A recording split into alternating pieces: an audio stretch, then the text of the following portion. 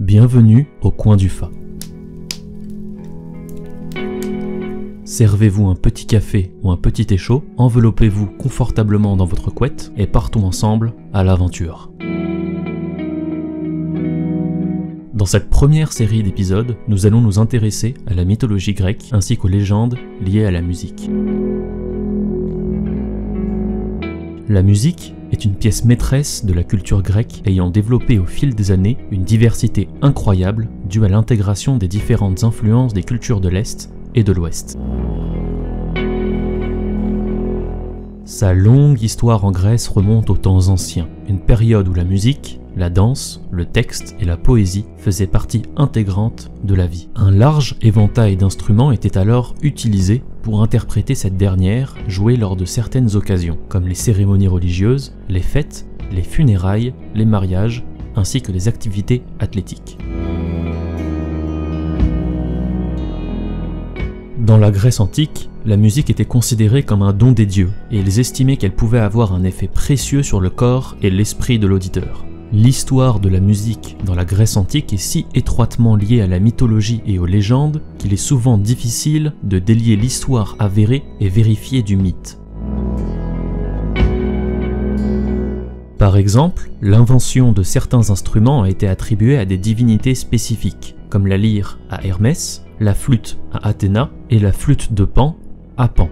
Pour aller encore plus loin, le mot même de musique vient des muses, filles de Zeus, déesses des activités créatives et intellectuelles qui divertissaient sur le mont Olympe les dieux avec leurs danses et mélodies divines. Les Grecs pensaient d'ailleurs que la musique nous mettait en contact avec les vibrations de l'univers ainsi qu'avec les dieux. Elle était si importante pour les Grecs qu'elle faisait partie intégrante de l'éducation infantile. L'éducation des enfants athéniens, et plus largement grecs, commençait par de l'éducation physique avec de la gymnastique, des jeux athlétiques, etc., suivi de 6 ans de formation en musique afin que l'âme puisse développer les notions d'harmonie, de rythme et de grâce. D'ailleurs, Platon, le célèbre philosophe grec, croyait dur comme fer que cette dernière devait précéder et dominer la gymnastique, car l'âme devait former le corps et non l'inverse. Ce sont les Grecs qui ont considéré en premier la musique comme l'une des 4 branches principales des mathématiques. Selon certaines preuves et sources, ces derniers auraient commencé à étudier l'harmonie et les mélodies, ainsi qu'à théoriser son fonctionnement mathématique à partir du 6e siècle avant Jésus-Christ. L'étude de la musique dans la Grèce antique était incluse dans le programme d'études des grands philosophes.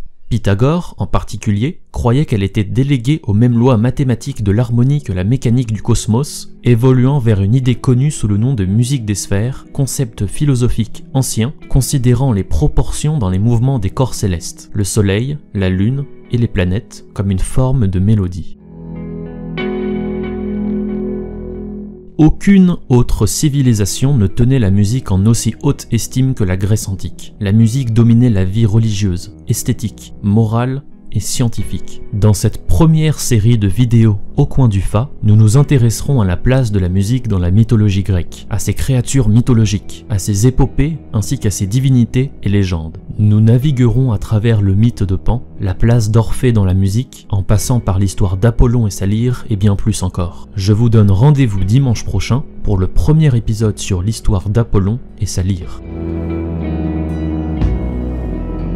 Merci d'avoir écouté cette vidéo jusqu'au bout. Tu peux t'abonner à la chaîne pour ne pas rater le prochain épisode ainsi que la prochaine gamme d'anecdotes. Tu peux évidemment partager et commenter la vidéo, ça me ferait hyper plaisir. Porte-toi bien, écoute plein de musique et je te dis à bientôt pour de nouvelles aventures.